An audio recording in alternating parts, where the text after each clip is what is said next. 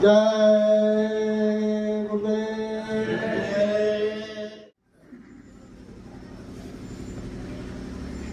नजर करो मेरी ओर, दया की नजर करो मेरी ओर।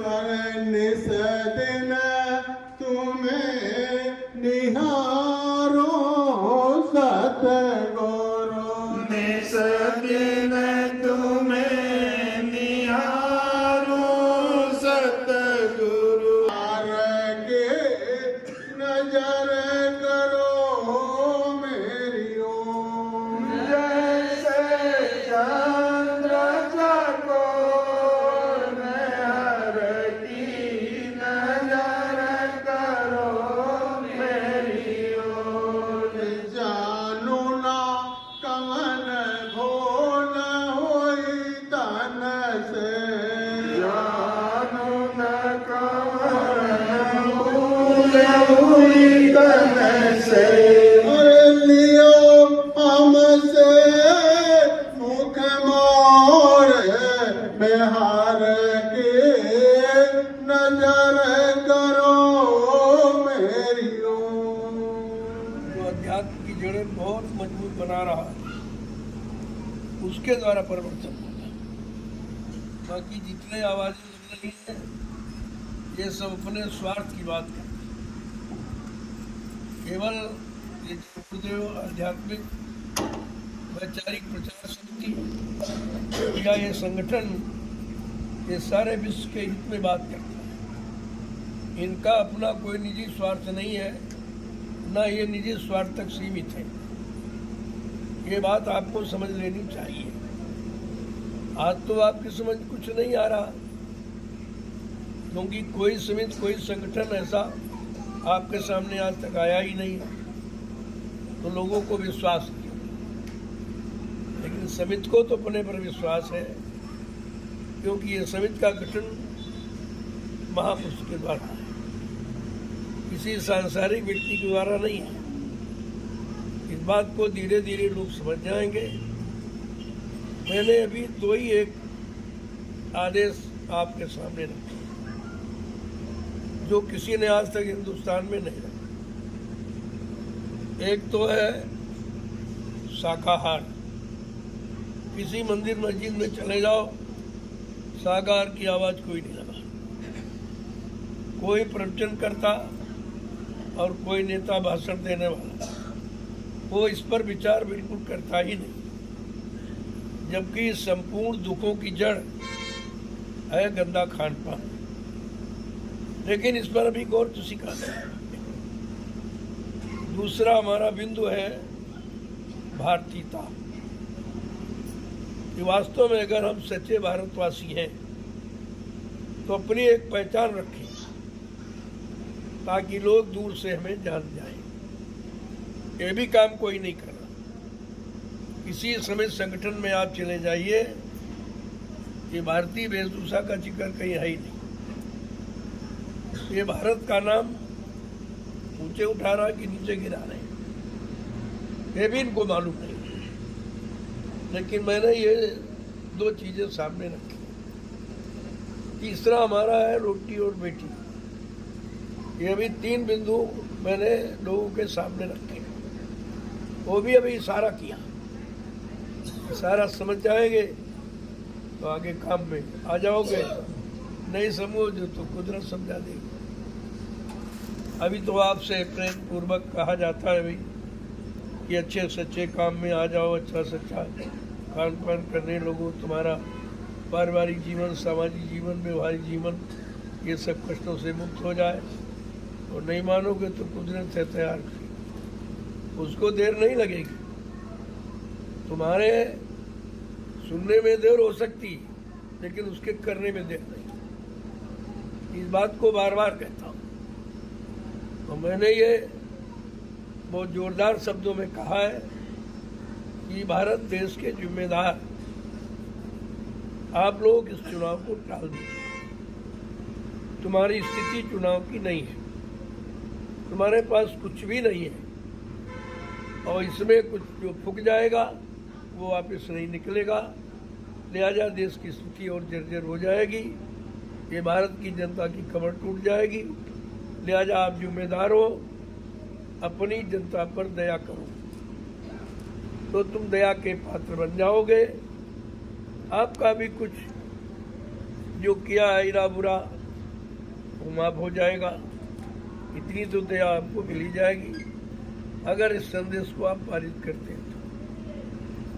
मैंने ये खुल के कहा है और खुल के कहूँगा। अभी तो मैंने ये पहला संदेश दिया है, जब दूसरा शुरू होगा तो इससे भी बड़ा, और तीसरा और बड़ा होगा, चौथा सबसे बड़ा। ये 4 भागों में है। ये मैंने पहले भाग की बात आपसे कही, जैसे इसको लोग स्वीकार कर लेंगे तो धीरे धीरे ये पीछे वाले अपने आप लागू हो जाएंगे। ऐसी व्यवस्था हमें आप लोग करनी। दूसरी बात यह है, किसी काम को सफल बनाने के लिए 3 बिंदुओं की आवश्यकता होती है: श्रम, समय और पूंजी। बगैर इसके आप कोई काम सफलतापूर्वक नहीं कर सकते, चाहे शरीर का हो, परिवार का हो, समाज का हो, देश का हो, दुनिया का।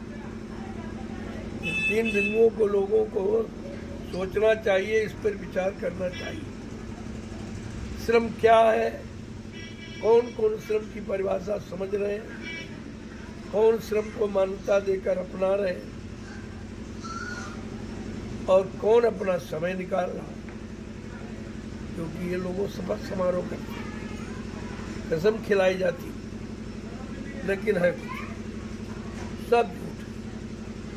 कोई मतलब यानी कोई चिंता नहीं है। हम किसी को साक्षी बना के कह रहे हैं, किसी को साक्षी मान रहे हैं, तो साक्षी जो है वो देख रहा है, वो सुन रहा, लेकिन तुम उसको नहीं देख रहे और सब झूठी कसम। कहीं कुछ अब बचा कुछ नहीं है, और अब की बार चुनाव हुआ तो ये देश विखंडित। इनके पास न जनता रहेगी न ये रहेगी, न धन बचेगा। धन के लिए तो पहले ही कह दिया गया था कि चंडी मसाल लेके निकल गए, पहले विदेशों का धन साफ करेगी, जिसके बाद भारत का चंडी एक देवता है, तुमने देवता को नाराज कर दिया। तो अब वो काम धीरे धीरे हो रहा, सबकी समझ में आ रहा कि पैसा कहाँ जा रहा। वो कोई बंदी योजना हो, लेकिन पैसा खत्म हो। कोई योजना चंडी शब्द जो महापुरुष ने उच्चारण किया है तो अपने समय का अनोखा अलौकिक है, उसकी चर्चा वाणी से नहीं हो सकती। चंडी क्या है? अब ये जरूर कहा वो धन सफाया कर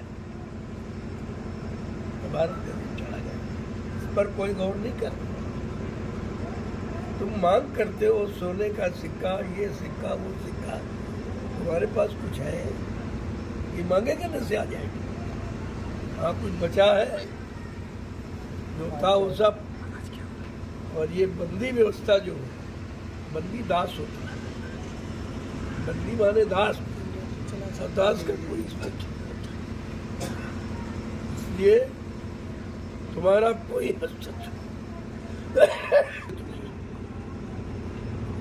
अभी तक इस बंदी शब्द पर लोगों ने विचार नहीं किया। ये बंदी चला, अगर बंदी शब्द समझ जाएंगे तो हमें बंद क्या करना है? जो अनैतिक, जो हानिकारक, जिससे शरीर और बुद्धि और मन और परिवार और बच्चे सब खराब हो, फिर उस पर गौर नहीं है। लूटो, खाओ, मोह जुड़ाओ, ये मंत्र सिखाया जाता है। जनता की जरूरी चीजों पर पाबंद लगाया जाता है। व्यवस्था तो ये है, इस पर पाबंदी होनी चाहिए। वो खुला वो खुला, और जिस पर इसकी जरूरत तो बंद है। और सबसे बड़ी बात कोई कहने वाला नहीं। विपक्ष बिल्कुल पूर्णतया समाप्त हो चुका, क्योंकि विपक्ष में वही है जो पहले कर चुके हैं। जो पहले कर चुके हैं उसको कैसे रुकेगा? क्योंकि उसको तो बाद में मौका मिला, तो पहले मौका दिया जा चुका। तुमने अपने कार्यकाल में क्या किया? और इस वजह से वो कितना भी कुछ किया जाए, लेकिन ये उस पर रोकथाम नहीं लगा सकता। अब किसी के कहने की हिम्मत नहीं, ये केवल दूरदर्शी ही कहेगी, कोई नहीं। क्योंकि दूरदर्शी का अपना सिद्धांत सबके हित के लिए, व्यक्तिगत कोई सिद्धांत नहीं, व्यक्तिगत कोई लाभ नहीं, किसी तरह का व्यक्तिगत अधिकार नहीं। इसलिए दूरदर्शी कहेगी और कोई नहीं। इस सत्य पर लोगों ने विचार किया नहीं, जबकि 18 वर्ष दूरदर्शी का प्रचार कराया। सारे घोषणा पत्र को दिल्ली में भेजा गया, कमरे के कमरे भरे पड़े। उसी में से कुछ थोड़ा बहुत ये निकाल करके जोड़ गांठ करके शुरू कर दिया।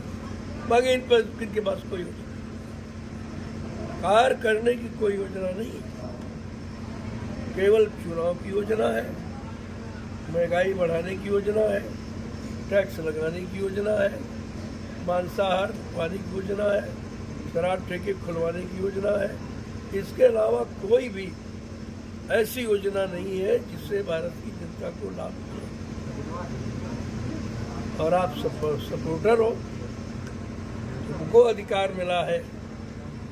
इतनी बार आपसे कहा गया था वोट हमारा वहाँ पड़ेगा जो ब्याज हमारा, हम पर शासन वही करेगा जो ब्याज हमारा। इसका मतलब हमारे देश की जनता ब्याज से दबी है, मूलधन से तो दबी ही है, लेकिन मूलधन के ब्याज से नहीं। क्योंकि जो पैसा इन लोगों ने वसूल करके विदेशी बैंकों में जमा किया है, उसका भारत की जनता को ब्याज तक नहीं मिलता। अगर ब्याज मिल जाए तो कर्जा सकता, कोई कर्जा नहीं। वो कर्जा का जो ये प्रचार करते हैं, वो मूलधन को हड़प करने की योजना है। कहेंगे इनका कर्जा, उनका कर्जा, उनका कर्जा, उनका कर्जा। तुमको तो मालूम नहीं कि मूलधन कहाँ कहाँ जमा है। वो मूलधन को हड़प करने की योजना है। अगर लोगों ने नहीं समझा तो एक नई गरीबी और सामने आती खड़ी। अब उससे लड़ना किसी के बस की बात नहीं। मैं कहना नहीं चाहता हूँ, लेकिन कहना पड़ता है, क्योंकि भारत की जनता का दर्द किसी के तो अंदर होना चाहिए। तरह तरह के प्रमाण उदाहरण दिए जाते हैं। महाभारत सबको दिखाया गया, लेकिन महाभारत में जो अनैतिक कार्य हुए उनमें किनका किनका सहयोग रहा और किसने उसका बहिष्कार किया। बहिष्कार करने वाला था महात्मा गांधी। उन्होंने कहा मैं ऐसे अधर्मी राजा के राज में काम नहीं करूं, क्योंकि मेरा देश धार्मिक है। धर्म के लिए ही तो महाभारत हो रहा। ये धर्म कैसे मिटेगा और धर्म कैसे आएगा? तो महात्मा विदुर ने केवल कहा, बाकी कोई नहीं बोला, और सब सजा के भागीदार। जिनको इच्छा मृत्यु का वरदान सबसे बड़ा अधिकार, इच्छा मृत्यु का अधिकार का मतलब सबसे बड़ा अधिकार जिसके पास वो भी अपने आप को बचा नहीं पाया। अधर्म की नीति किसी को पलट नहीं दी, लेकिन आज तो उसका कितना बोल डाला और तुम उन्हीं अधर्मियों का सहयोग करते हो। ये खाता तुम्हारा क्यों खोला गया था? कि लोग कहते थे भाई वोट कहाँ दे, कहीं तो देने पड़ेगा। तब कहा तुम अपना वोट सुरक्षित अपने दूरदर्शी खाते में रखो, तुम्हारे पर कोई दोष नहीं लगेगा। क्योंकि तुम्हारे मतदान के द्वारा ही सरकार का चयन होता है। फिर वो जैसे काम करेंगे तुम्हारे वोट द्वारा चुना, फिर उसके वालिदा आप भी आप बच नहीं सकते। इस सहयोग को दिया ये सबसे बड़ा दोष है। हमारे धर्मशास्त्र कहते हैं अनुमानता संस्था जनता करियो संस्करणा चौपरना कस्य ध्यात का। अनुमत माने सलाह देने वाला सबसे बड़ा दोषी है और आप सलाहकार। ये वोट डालना सलाह ही देना है। अभी तक भारत के लोगों ने नहीं समझा। फिर ये बुद्धि का प्रयोग कब कहाँ करोगे? जब अपने लिए नहीं कर पाए हो समाज देश के लिए, तो किसके लिए? लेकिन बात जो शास्त्रों में लिखी है वो घाट है कि विनाश काले भी कुछ बुद्धि। जब जिनका जिनका विनाश होने को होता है उनकी बुद्धि विपरीत दिशा में ही कार्य। कितना आप समझाओ बुझाओ, क्योंकि उनके पापों का स्वार्थ का घड़ा है और वो फूटने वाला है। जब घड़ा फूटने को होता है तो व्यक्ति के विचारों में कैसी गंदगी आती। जब जैसी हो तब बता तब तैसी मत हो। कार लेख की लेख को मेट सके वो मती ऐसी हो जाती क्योंकि वो अपराध की सजा पाने वाला है। यदि महात्मा चाहते हैं कि अपराध की सजा इसको न मिले, लेकिन मान लेगा तब तो न मिलेगा। मानने के लिए तैयार है, लेकिन वो कहते हैं कि भाई मैं जानता हूं कि आप नहीं मानोगे, लेकिन मैं बताऊंगा जो, क्योंकि मैं उसका परिणाम नहीं जान सब जानता। इसलिए उस समय से किसी चीज को छिपा के नहीं रखता। और इतना कोई कह नहीं सकता, इतना सत्य कोई नहीं कह सकता, किसी हिम्मत नहीं। जब सत्य में डर है तो हिम्मत आती। बल कहाँ चला गया तो सत्य कहाँ चला गया, सत्य नहीं कह सकते, इसलिए तो डर गए। और यही स्थिति इस भारत देश की जब बनी तब तक ये गुलाम हुआ। यही स्थिति थी जब हिंदुस्तान पर 350 वर्ष मुसलमानों ने रोक दी और तुम्हें गुलाम बना के रखा, कुछ नहीं करना। तुम्हारे धर्मस्थलों में परिवर्तन कर इधर उधर सब मतलब या नहीं, कोई चीज तुम्हारी छोड़ी नहीं।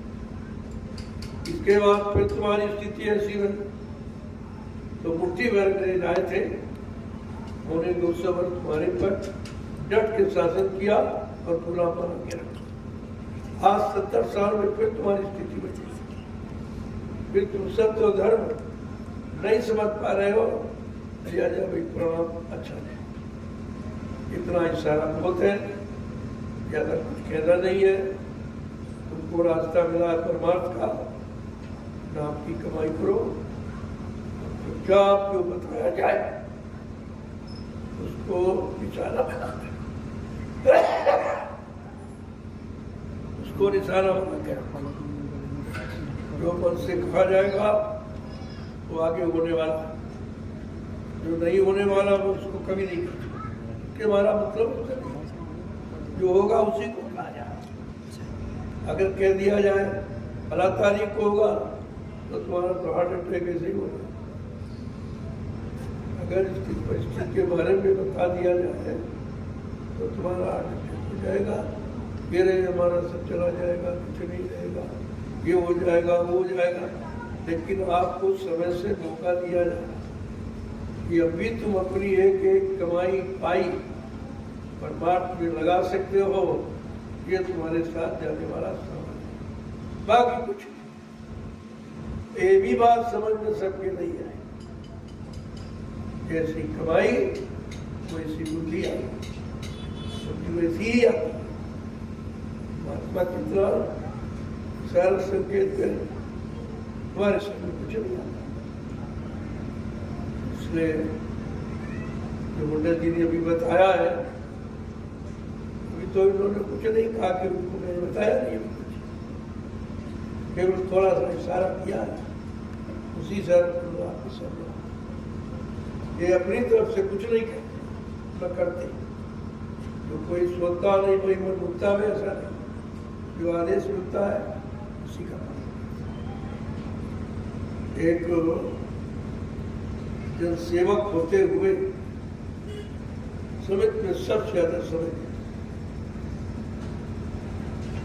की नौकरी बात पूरे उत्तर प्रदेश में, पूरे भारत में सब, लेकिन फिर भी समित के कार्य में आप बुला दो, वहां पहुंच जाएंगे, वहीं से फिर अपनी ड्यूटी पर चले। बैंकों का निरीक्षण करते सबका, और जब सबका करते हैं अपना नहीं करेंगे, वो भी तुम्हारा है, भी वो भी देश समाज के हित में और ये विश्व के हित में। ये बहुत बड़ी चीज है। आज आपको छोटा मालूम दे रहा है कि वो छोटी व्यवस्था छोटी नहीं, विस्तृत यही लागू। इसके अलावा किसी के पास यानी लागू करने के सिद्धांत ही नहीं है, तो लागू क्या किए गए? तो आप समझिए, किसी को किसी तरह की कोई बात कहनी है तो आज बैठक के बीच आ कहेगा, इधर उधर नहीं, कि वो आलोचना आपके पाप का कारण बन जाए, वो भी पाप, सबसे बड़ा पाप। जो हित में कार्य हो रहा है उस कार्य के बारे में शंका संदेह उल्लंघन करना तो महापाप। समझने की कोशिश करो और काम करने के लिए तैयार। बहुत पहले आपसे कहा गया था, समय आ रहा है, तैयारी कर लो, काम करना है, काम होना है। अगर तुम नहीं करोगे तो कहा मैं तो भूतों से काम करा, फिर कलयुग में भूतों का इतिहास बनेगा तुम्हारा। इसलिए अपना इतिहास बनाना चाहते हो, केवल निमित्त मात्र खड़े हो, काम तुम्हें कुछ नहीं करना, केवल अपनी जगह पर दृढ़ता मजबूती के साथ खड़े रहना है। बड़ी आंधियां तूफान आएंगे, डूबोगे, झुकेंगे, लेकिन अपनी जगह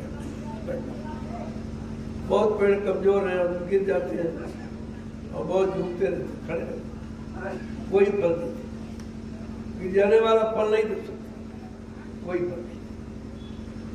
दूरदर्शी ऐसा पेड़ है जो सारे विश्व को छाया और फल दे।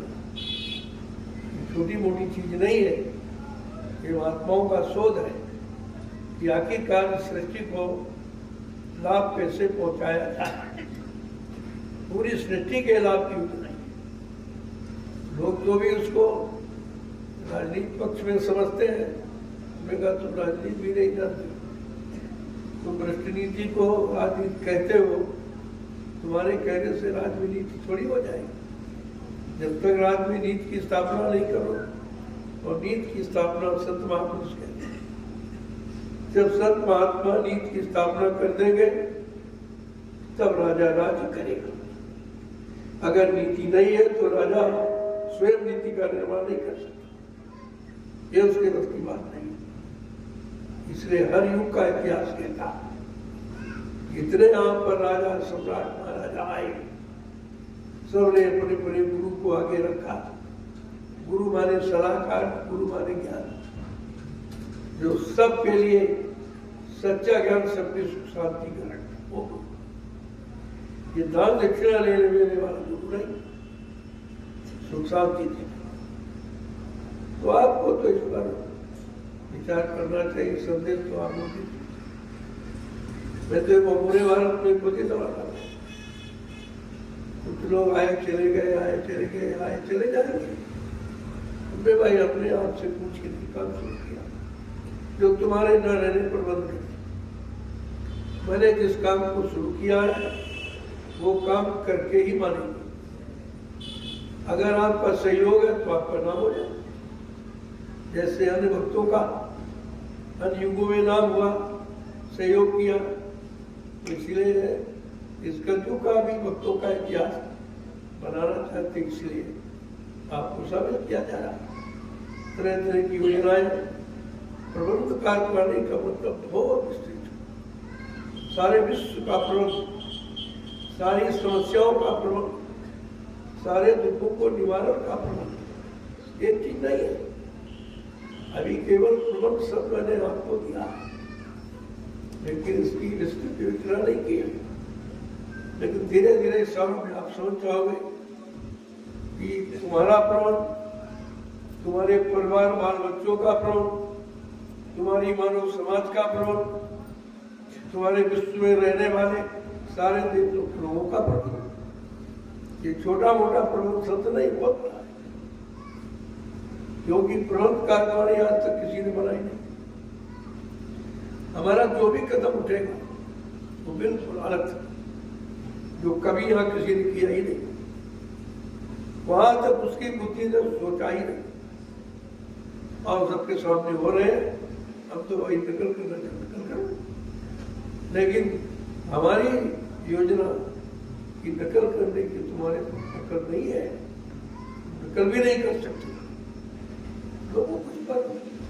मतलब सुनो तो सब पे में कह रहा हूं, आलोचना तो मेरा है ही नहीं। सत्य मत में आलोचना सत्य बना ही नहीं। अब सत्य कहना, जनहित में कहना, सबके कल्याण के लिए कहना, ये भी मतलब आलोचना। इसका मतलब कि पढ़े लिखे लोग आलोचना की परिभाषा नहीं जानते। अरे आलोचना में सब आलोचना करता, तो उस पर समझ ही नहीं पा रहे हो। अगर समझ जाते तो आज तक किसी ने नहीं कहा कि रोटी बेटी, किसी ने कहा और लिखाते हैं बेटी पढ़ाओ बेटी बचाओ, वो तो तुमसे कहते बचाओ, मेरे बस की बात नहीं है। पढ़ाओ यानी तुम ही पढ़ाओ, तुम ही बचाओ, तो इनका काम किया। किसी ने इस पर टिप्पणी की, भाई तुमने सारे देश में लिखवा दिया बेटी पढ़ाओ बेटी बचाओ। अरे उसके बाद मैंने तो ऐसे पढ़ाया, तुम्हारे कहने से पढ़ाएगा, और नहीं तो नहीं पढ़ा पाए, तुम्हारा लिखा झूठ हो जाए। तो ये परम उपदेश कुशल होते जे आचरण थे न लगने, ये सब उपदेश चलते ही रहते। ये है उपदेश, और तुम्हारा है सत्य जाने का संदेश, बिल्कुल अलग। ये है कि जब तक शरीर स्वस्थ निरोग नहीं रहेगा, आप सब लोग जाने वाली साधना कैसे करो, नाम की कमाई कैसे करो। इसलिए पहली समस्या का हल है पारिवारिक सामाजिक समस्याओं का समाधान। वो तुम्हारी समित करती कोई नहीं। सब लोग नाराज हुए कि आपने मंदिर मस्जिद के सारे कार्यों को रुकवा दिया। गलत है, मैंने रुकवा नहीं दिया, मैंने सही तरीके से उनको चलवा दिया। धर्मस्थल का मतलब क्या, धर्मशाला का अर्थ क्या, क्या धर्म भी बिकता है, क्या धर्म बिका जाता है, धर्म के बदले कोई पैसा लिया जाता है, अदला बदली होती था।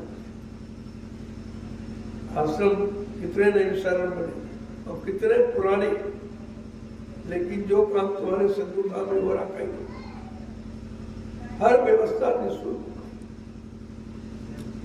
आज परिवार चलाना मुश्किल, और तुम्हारे 5-5-6 आश्रम, दो ये जहां बैठे हो कानपुर, और एक मल्लामा हरदोई, एक फिर मैं नया हरदोई में, 2 नैमिषा, 6 आश्रमों का निर्माण हुआ है केवल 6 वर्ष। सबसे पहले जहां बैठे हो तो इसके लिए बहुत पहले कानपुर में कितनी बार मीटिंग में कहा गया, बच्चा कोई छोटी मोटी जगह खरीद लो, कानपुर कानपुर कानपुर का, जहां से फूल बाग से गंदगी उठी है, एक दिन वहीं से तुम बाग बाग हो जाओ। कि कितनी बार शब्द को दोहराया गया, आगे रहने वाले लोग जब कुछ नहीं किया तो मजबूरन उनको यहाँ जगह लेके आश्रम करना पड़ा, क्योंकि आदेश दे दिया जाता है, उसको कोई पूरा नहीं करेगा तो स्वयं पूरा किया जाता है। आदेश तो आदेश ही होता है, और आदेश इधर का नहीं है, उधर का। वहां तो यहाँ के लिए बने, अरे ये इमारत तो यहाँ बनी है, लेकिन वहां जाने के लिए बनी। इसका कार्य अब नहीं करोगे तो तुम जानो तुम्हारा काम है। व्यवस्था बना दी गई है जगह जगह। हम तो कहते हैं कोई जिला, कोई तहसील ब्लॉक, कोई नया पंचायत ग्राम सभा छूटे ना, जहाँ पर छोटा मोटा आश्रम के लिए जगह नहीं डाला। हमारी दूरदर्शी व्यवस्था, तो ये पहला नियम है कि जब सतयुगी व्यवस्था का संचालन होगा तो केंद्र में 25 माह होगी, 25 माह केंद्र, उसी तरह से प्रांत में, जिले में, तहसील में, ब्लॉक में, न्याय पंचायत ग्राम सभा, और ये जितने आश्रम, ये सब न्यायालय कार्यालय। यही से सतयुगी व्यवस्था का संचालन महात्माओं के द्वारा किया जाएगा।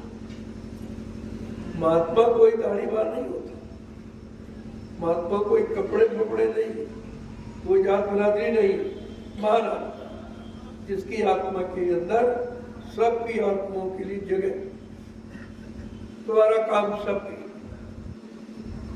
आप नैमिषारण्य जाते हो, सेवा करते हो, लेकिन तुम्हारा कुछ स्वार्थ पूछा जाए भाई किसके लिए करते हो, कहते भाई आदेश मिला है। ये नहीं करते अभी भाई मिट्टी डाली तो हमारी जगह हो गई या हमारी हो जाएगी, ऐसा किसी प्रेमी में भाव। इसको कहते हैं परमार्थी भाव।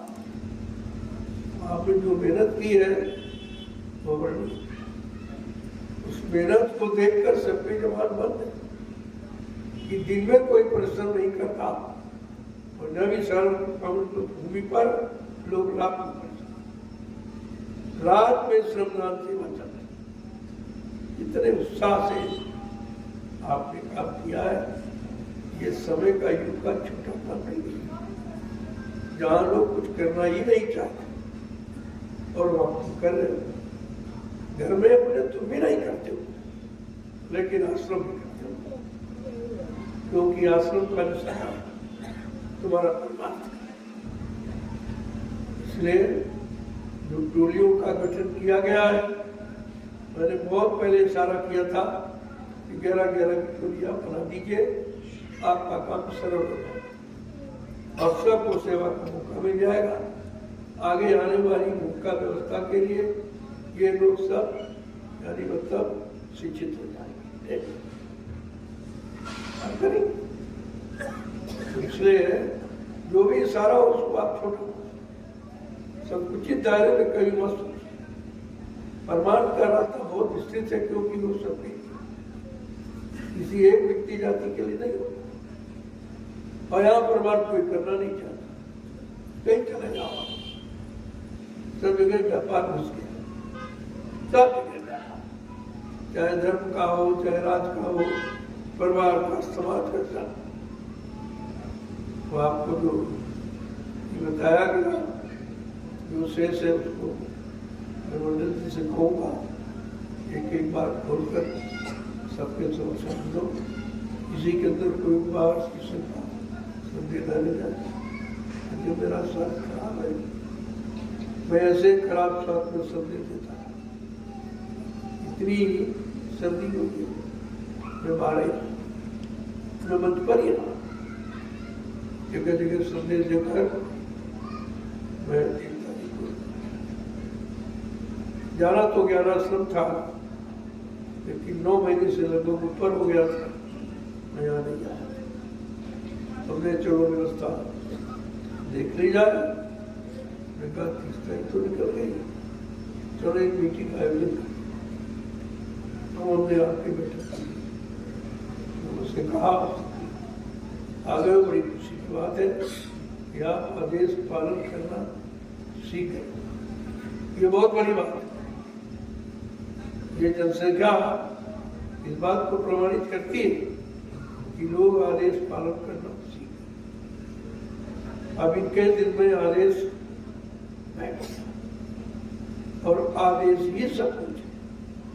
उस देश में जाने के लिए इस देश का आदेश आपको मानना पड़ेगा और नहीं मानोगे तो उधर जाने का रास्ता नहीं। क्योंकि जो आपने किया है जब तक उसकी पूर्ण अदायगी नहीं होगी उधर आप नहीं जा सकते। अब पूर्ण अदायगी की भूमिका ही है इस बात को गांठ में धीरे धीरे सब लोग लग जाओ। बहुत पहले आपसे 80 में एक बेटा मांगा गया था कि देश धर्म की रक्षा के लिए माँ बहनों की लाज बिठाने के लिए अपने एक बेटे का संकल्प करो। बेटा तुम्हारे घर में रहेगा, मैं ले नहीं जाऊंगा, लेकिन समय सुख में क्या भरूंगा कि अपना काम बने रहेगा, मार्गदर्शन करना। लेकिन भूल गए और जिन्होंने दिया वो भी भूल गए। अब वो परेशान है उसी बेटे, क्योंकि बेटा तुम्हारा नहीं दुकान में। वो अगर उन पर छोड़ देते जिसको दान दिया तो अपने समय से ठीक हो जाता। वही तुम ठीक कर सकते तो कर लो, या ये भौतिक शिक्षा से तो ठीक करो, इसमें तो निकल जाएंगे। और भौतिक शिक्षा ही चरित्र गिराने की शिक्षा है, इसमें कुछ है ही नहीं। और इसी में से टूटे पड़े रात दिन इसी में पैदा हुए, जी रहे बोल के चले जाए। मानव जीवन का स्वाद उनको थोड़ी मिलेगा। मानव जीवन किस लिए मिला? यहाँ दोनों तरफ इधर शरीर परिवार से सकुशल हो जाओ पहले तो चिंता रहित हो जाओगे, कहीं बैठ के भजन करो और समाज की परिवारों की देश की स्थितियां ठीक हो जाएगी। हर मानव धर्म कर्म में आ जाएगा तो कहीं आप बैठ के भजन करो, तुम्हारे कोई सामने पीछे तब आकर घरों में कार्य नहीं लेते। ऐसे थोड़ी करिए, ये सब होगा और उसी होने की ये तैयारी, उस तैयारी में आपको शामिल शरीक किया। ऐसे फिर आप जाओ जो कुछ और कहना हमारे समाचार कर लीजिए, ताकि मैं भी उसमें गवाह बन जाऊँ। नहीं, इन्होंने हमारे सामने कहा था ये झूठ नहीं है। इनकी बात जब भी कोई संदेश आवे इन 15 व्यक्तियों के द्वारा, वो संदेश मेरा नहीं, ये अपनी तरफ से कुछ नहीं। क्यों इनको कहना मालूम नहीं क्या कहेंगे। अब जो देख रहे हैं वही तो कहेंगे, लेकिन जो देखा गया वो कहा जाता और तुम जो देख रहे हो वो कह, बस यही अंतर, इसी को समझना। इन आंखों का देखा झूठे कानों को सुना भी, इसलिए झूठ से थोड़ा साटो और अंदर की तरफ और सच्चाई का खजाना चलो। वहां का व्यापार किया तो अनुभव हो गया। आत्मा केवल अनुभव करती, आत्मा भाषण देती नहीं, बोलती नहीं, जानते बात। इसलिए सब मन में कहना मुश्किल, जो आदेश दिया जाए उसको दोहराना, अपनी तरफ से जोड़ना। अगर जोड़ दोगे तो जिम्मेदारी तुम्हारी हो जाएगी। अब तुम कर पाओगे नहीं तो दोष लग जाएगा। तो ऐसा काम ही क्यों करो जब आपको सब बता दिया जाता है, इतना को इतना को इतना को, बदतमीज भाई वो चला जा रहा, वो आने वाला जाना चाहिए। ये तो सफर वाला जीवन ही भाई है, आएंगे जाएंगे आएंगे। हाँ, जो रुक जाएंगे कुछ पा जाएंगे, कुछ कर लेंगे, अपना बाप बना लेंगे। वो तो कर प्रधान है, कर्म तो आपको करना ही। यहाँ की सुख शांति पाने के लिए यहाँ के शरीर से मत बुद्धि से चित्त से काम किया जाए, कराया जाएगा। और बाकी माँ के लिए रास्तों से काम, तुम्हारा तो दोनों काम सफल। ये तो नहीं कहा गया था कि ध्यान भजन न बने तो बंद कर देना। तो कह रहा उससे मालूम नहीं है, किसी का नहीं बनता, किसी का नहीं बनेगा, क्योंकि बनने का माहौल नहीं है। पहले माहौल बना दिया जाए, वातावरण अवश्य कई बच्चे अभी परिवार चिंता, बच्चों को पढ़ाई लिखाई चिंता, उनके काम करने नौकरी चिंता, उनके शादी ब्याह की चिंता, घर मकान बनाने की एक चिंता है। ये बताओ इतनी चिंताओं में भजन कैसे होगा? और भजन करेगा पहले चिंताओं का समाधान करो, कहीं बैठ के भजन करो। भजन तो कनेक्शन 1 सेकंड बता दिया जाए, जोड़ना आ गया तो 1 सेकंड इधर से उठा। इसीलिए कहते जो कहा जाए वो करो, तुम्हारे लिए वही भजन है। और तुम कहते हो आंख कान बंद करके तो भाई कर सकते हो, कर लो, हम तो मना करते। अगर तुम कर सकते हो तो कर लो, तुम्हारे बस का नहीं, छोड़ तो छोड़ दो, इसमें बाधा खुद ही ले जाने पहुंचाने उसका काम, तुम्हें क्या पता मालूम इधर जाना कितनी दूर है, क्या है। फालतू समय खराब मत किया और इसी उधेड़-बुन में मन को खराब कर दो, मन को कमजोर करते। तरीका भाई मन की हारे हाथ की मन को क्यों हरा रहे? जो काम बस का उसके नहीं है तो जबरदस्त सुबह क्यों तो पाए? तुम्हें जो बताया गया उतना करो, क्योंकि बताने वाला जानता तुम इतना ही कर सकते। केवल दरवाजे पर बैठो, लोग बैठते अभी नहीं हो, शाम को कर ले, कल अब ज्यादा रात हो गई सुबह करेंगे, कल आप जल्दी आ जाना, काम दोपहर कर ले, कभी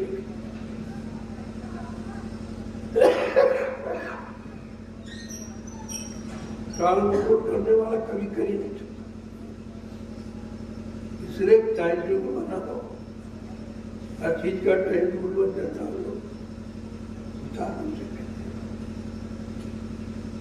भोजन भजन व्यायाम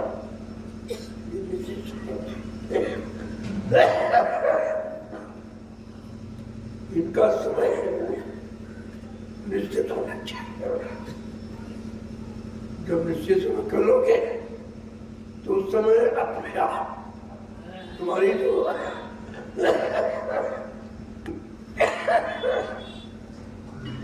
तुम्हारी जो लगन है वो पक्के होते। जय गुरुदेव, जय गुरुदेव,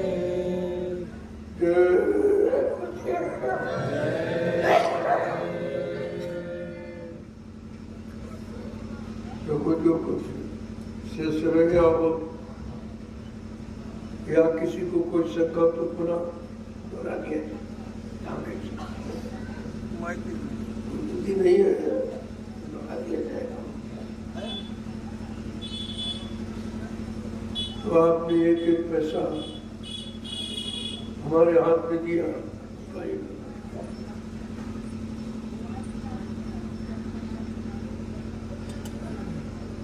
सब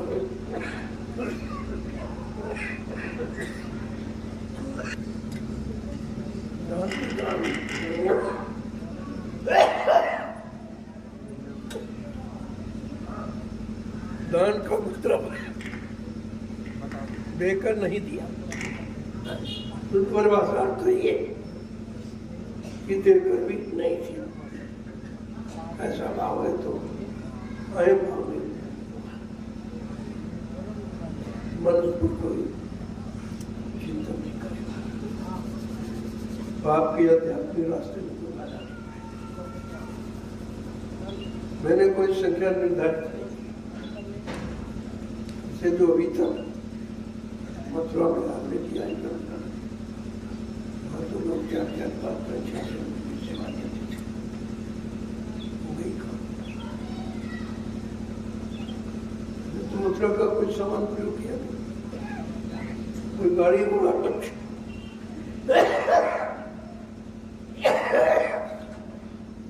एक भी नहीं पाई। मैंने वहां पर नदिया प्रयोग किया कि प्रेमियों ने जो स्वेच्छा से जो संदेश सुना,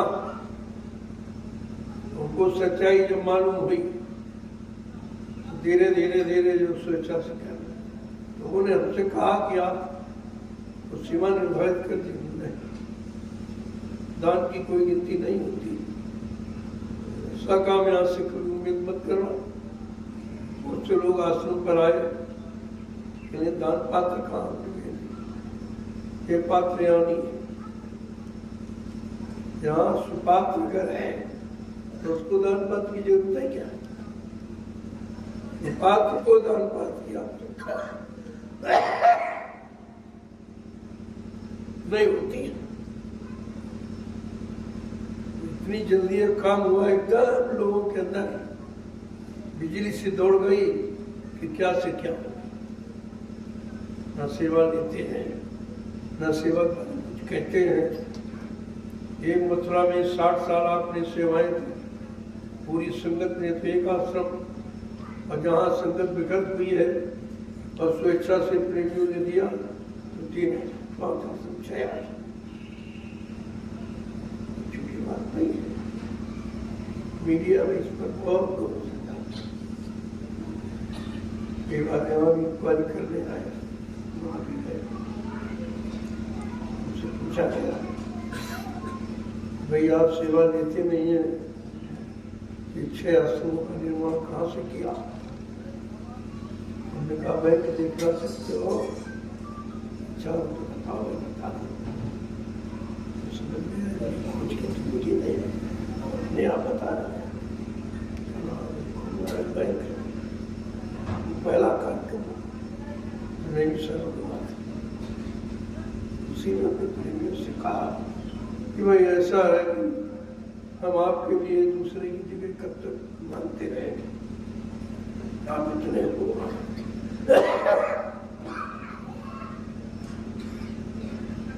क्या अपने बैठने के लिए जमीन नहीं बना सकते? बस इतने कहा, और किसी ने 50 1000 500 जिसके पास था और सबने फेंका, आ गया। इतनी जरूरत थी उतना ही लोग कहते थे आपने बात क्यों नहीं बात की, पैसा तो नहीं है, पैसा आ जाएगा, कहाँ से आ जाएगा? अपने रास्ते से आ जाएगा। ऐसा पानी बना रास्ता कोई बना नहीं, तुम इसकी चिंता क्यों करते? देख लिया तो आ गया। मुझसे कहा मीडिया पर तो सुंदर सेवा भाई सबसे सब वो बाबा जी जेल में जाएंगे, वो ऐसा हो जाएगा, वैसा हो जाएगा, फलाना हो जाएगा, खुद से दफा आएंगे, खाएंगे लगाएंगे।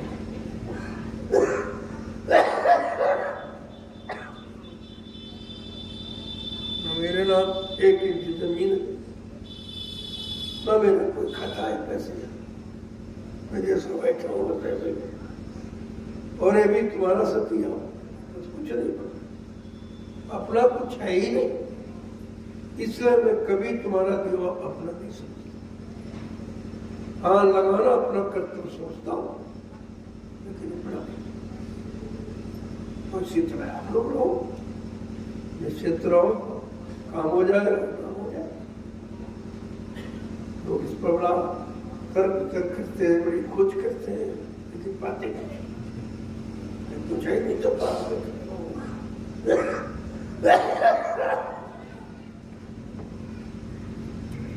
यहीं से मार्च की बैठक को विराम देता हूँ। 20 तारीख आपकी निश्चित है, 7 में पूर्णिमा अगर जिसको पूर्णिमा नहीं पड़ती है तो जिस दिन पड़ेगी मैं जहां नहीं, अगर कोई विशेष स्थिति में देखूंगा तो आपसे कह दूंगा, किसी काम में लेकिन होगी यह तारीख आप लोग कर लीजिए, ये लोग बता आपको अब बार सूचना लगी, समस्या हो जाए। वैसे तो गुरु का दशांश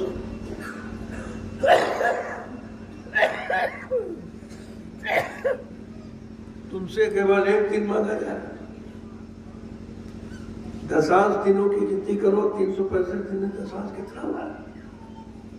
काम उतना देते हैं, कर्जदार तो भैया तुम बेकार कुछ नहीं कर सकते कि दे दो। अगर एक दिन में नहीं दे सकते हो तो फिर तुम जाओ, तुम्हारा काम जाएगा। आप ये नहीं कर सकते भाई हमारी पर दया नहीं हुई, हमके दया के भागीदार नहीं बनाया गया, मतलब वो दूर कर दिया गया। यहाँ दूर तो किया ही नहीं जाता, यहाँ दूर वालों को नजदीक बुलाया जाता है। बातें क्यों लोग समझते हैं? तो इसलिए सारी समस्याओं का समाधान एक चीज तुम्हारी कुछ चीज, यही लोग जो हंसते हैं उनको रोना पड़ेगा।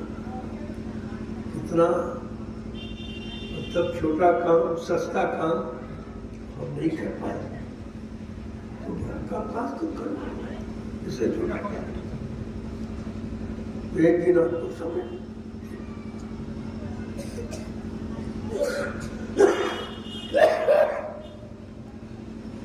बदल गया। जय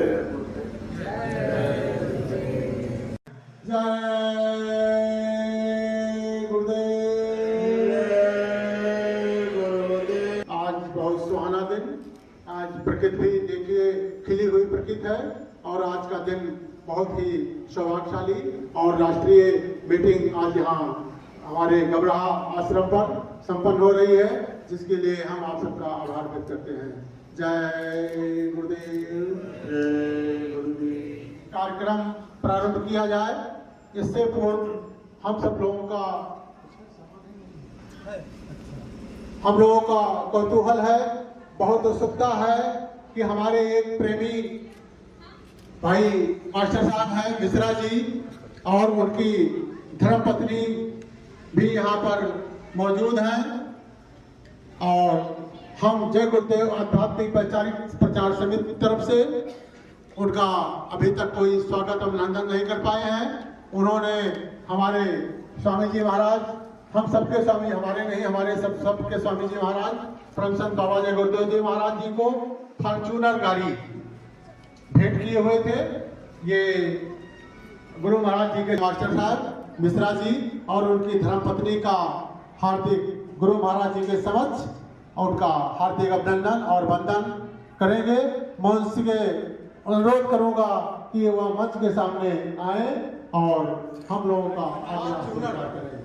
फॉर्च्यूनर गाड़ी अपने मेहनत कमाई से मालिक को अपना प्रचार करने के लिए ये अपने दोनों पत्नी और ये देखिए बहन जी भी सामने खड़ी हैं और भाई उधर वो करिए, लोग दिखा दीजिए जरा भाई।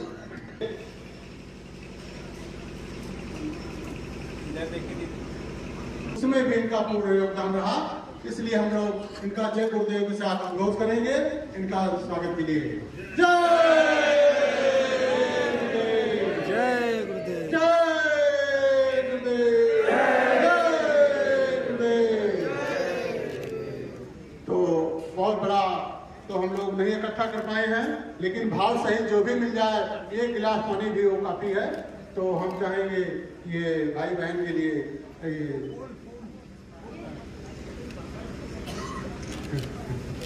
समिति की तरफ से हो रहा है, बाबा जी की तरफ से। हाँ, बाबा जी सद्बुद्धि दिए तो अच्छी बात है आप लोगों को। और जय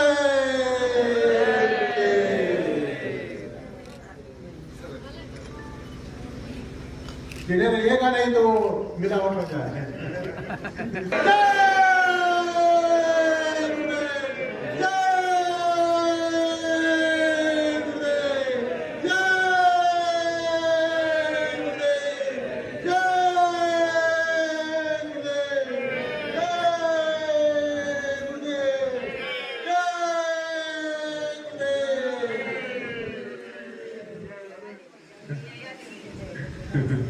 समिति तरफ से आपका स्वागत सम्मान करके और समिति का काम पूरा निभा रहे हैं।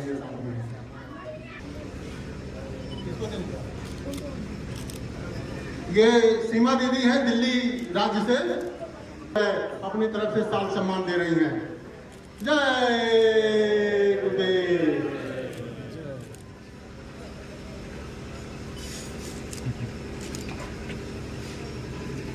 बहुत अच्छा कार्य, इसके लिए जो है समिति जो है बहुत आभारी है।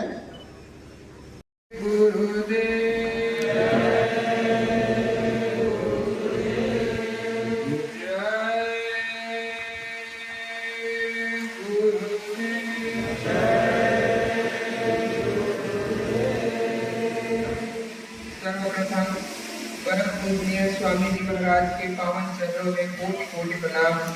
उपस्थित सत्संगी प्रेमी भाई बहनों, समिति के सदस्यों, सभी को सादर सप्रेम जय गुरुदेव।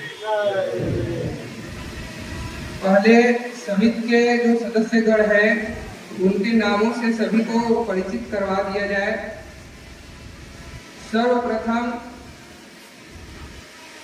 यह समिति जो है से जो आपकी समिति है, जो यह समिति कार्य कर रही है और इस समिति के माध्यम से देश समाज का जो इतना बड़ा कार्यक्रम जो कार्य हो रहा है, यह सब कुछ परम पूज्य स्वामी जी महाराज की अध्यक्षता में यह समिति फल फूल रही है। गुरु महाराज की दया से यह जो है से यह समिति फल फूल रही है, आपकी यह समिति, और विभिन्न प्रकार के सामाजिक और देश के हित के कार्य जो है से कर रही है।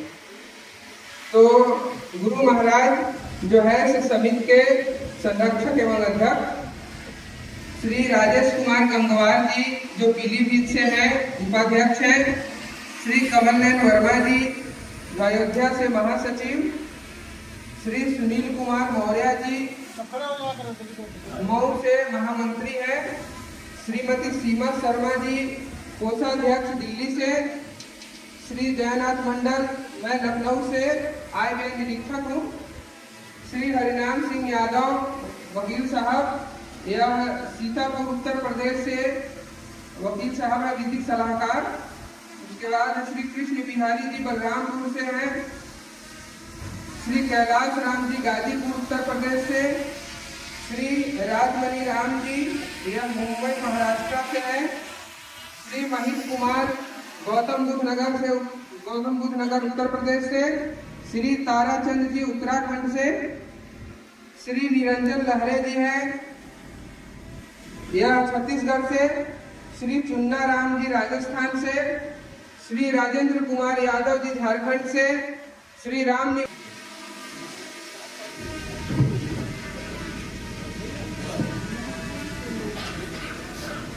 श्रीवास्तव जी आजमगढ़ से, श्री सज्जाद हुसैन लखनऊ से वकील साहब हैं, श्री धीरेन्द्र प्रसाद बलिया से, श्री गंगा राम जी बस्ती से हैं, श्री दिलीप कुमार चौधरी जी संत कबीर नगर से, श्री हरिनाम सिंह कानपुर उत्तर प्रदेश, श्री वीरेंद्र प्रताप सिंह सीतापुर उत्तर प्रदेश, श्री अजय शंकर प्रसाद श्रीवास्तव पूर्वी चंपारण बिहार, श्री चंद्रधन सिंह रोहतास बिहार, श्री गोविंद बसु पश्चिम बंगाल, श्री धनीराम वर्मा झारखंड, श्री पंकज कुमार वर्मा शहडोल मध्य प्रदेश, श्री राजू पाल छतरपुर मध्य प्रदेश, श्री छोटेलाल फूलचंद गुप्ता महाराष्ट्र, सुरेश चंद्र बनवारी तिवारी महाराष्ट्र से हैं, श्री सुरेश मदनलाल शर्मा महाराष्ट्र से,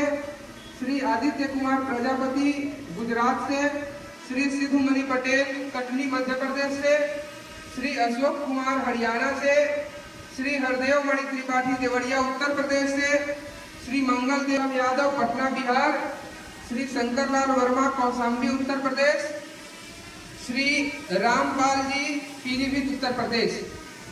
यह जो है से आपका 42 आदमियों का यह समिति है। 42 आदमियों की सदस्यता में यह समिति अभी कार्य कर रही है। अगर किसी भी कोई ऐसा सदस्य जिनका नाम छूट गया हो, वैसे सभी नाम पढ़े गए हैं तो वह कह सकते हैं। देश में प्रबंध कार्यकारिणी के गठन का जो है से मालिक मौज फरमाए। तो जो प्रबंध कार्यकारिणी का गठन हुआ है और प्रबंध कार्यकारिणी के गठन के बाद में जो टोलियों का गठन का आदेश मालिक दिए, जो प्रबंध कार्यकारिणी को पहला आदेश मालिक दिए से टोली गठन का, उसका क्या स्थिति परिस्थिति है, इसके ऊपर में थोड़ी चर्चा होगी और आप लोगों के तरफ से जो सुझाव हो और इसको गठन को कितना अधिक और अच्छा तरीका से किया जा सके, ताकि जो है से गुरु महाराज जी की जो दया मौत से यह गठन का आदेश हुआ है उसको हम लोग जल्द से जल्द पूरा कर सके।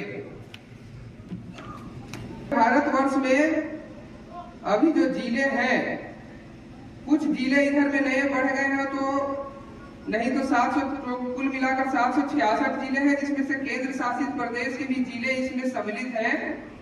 उसमें से 766 जिले में से 103 जिलों में प्रबंध कार्यकारिणी का गठन हुआ है। कुछ 103 जिलों में कुछ ऐसे जिले हैं जहां पर 1 या 2 प्रेमी ही हैं, और लेकिन जो है से वो जिला के रूप में फिर भी वो गिना जा रहा है। जहां पर प्रेमियों का एक भी फॉर्म आ गया है तो वो जो है से उसमें गिना जा रहा है। तो कुल मिलाकर के 103 जिलों का गठन और फॉर्म 3272 फॉर्म हमारे पास में आए हैं। और उन जिन जिलों में 103 जिले का गठन हुआ है उसमें से 29 जिले की टोलियां अभी बन गई हैं, जो कि मार्च तक टोलियां लगी हुई है। हर एक सप्ताह में 2-2 टोली जो है ज्ञान आश्रम पर अभी जाती है, सेवा करती है। एक सप्ताह का सबको जो है से मौका दिया जा रहा है। और इसमें एक ही सप्ताह अगर प्रेमी दे रहे हैं तो साल भर बाद ही उनका नंबर लगेगा या नहीं, यह भी संभावना कम है। मतलब हमारे जो है से अगर सारे जिलों की टोलियां अगर बन जाती हैं तो एक जो प्रेमी है वो उनको साल भर में एक ही सप्ताह सिर्फ समय देना पड़ रहा है। तो यह सबके लिए आसान भी है और सभी जिलों में जितने प्रेमी हैं वहाँ टोलियां बन भी सकती है। बहुत ऐसे जिले हैं जहाँ पर 10-12 जिले मतलब टोलियां बन सकती हैं, उनके लिए कोई बहुत बड़ी बात नहीं है। सिर्फ जरूरत है जो है से इसमें सक्रियता लाने की। कुल जो है से टोलियों की संख्या जो अभी तक मार्च तक बनी है वो 38 है। 38 टोलियों की संख्या बन चुकी है। इसमें से जो 103 जिलों में जो गठन हुआ है उसमें उत्तर प्रदेश से सबसे अधिक है। उत्तर प्रदेश में 75 जिले में से अभी भी, लेकिन बहुत जिले जो कहे हैं से हम मतलब प्रबंध कार्यकारिणी का गठन करना चाहे हैं, लेकिन जिनका फॉर्म हमारे पास में नहीं आया है उन जिलों का नाम इसमें नहीं लिखा गया है। तो यह जो प्रस्ताव रखा गया था से यह 15 आदमी का जो सदस्य है जो अभी चल रही है उसमें कोई परिवर्तन नहीं करना है। इस बात से सब अगर किसी भी व्यक्ति को कुछ कहना है तो आप कह सकते हैं। तो फिर इसको यह लागू मान लिया जाए। तो जय गुरुदेव ध्वनि के साथ में आप लोग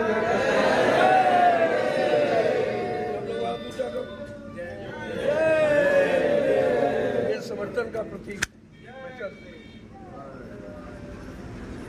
सब समझ से हुआ। एक बार सबका डिजाइन हो जाता है, नियम होता है, एक बार सबका डिजाइन हो दिया जाता है, उसके बाद इस पर समझ एक बार डिजाइन होता है हमारे मालिक जी, एक बार 5 साल बाद मालिक सबका डिजाइन होता है। तो मैं क्यों नहीं के अंदर देखा भी ये हमारा पहले ही सही है। आप आइए स्थान ग्रहण ऐसे संस्था कभी अपने आप को बिल्कुल खाली कोई बात नहीं। सेवादार सेवादार शब्द रखो, पदवत कुछ इस बात का अंतर। पद तो तुम्हारा गुरु पद है, कोई पद है नहीं। तो कौन पद इसके आगे? इसलिए सेवादार सेवा करना सीख जाओगे तो सेवा का लाभ मिल जाएगा। क्या सेवा तो लोगों ने नहीं सीखी, न सेवा करने की शिक्षा किसी को दी गई, न दी जा रही है। सब पद के चक्कर में खुशी का लालच है।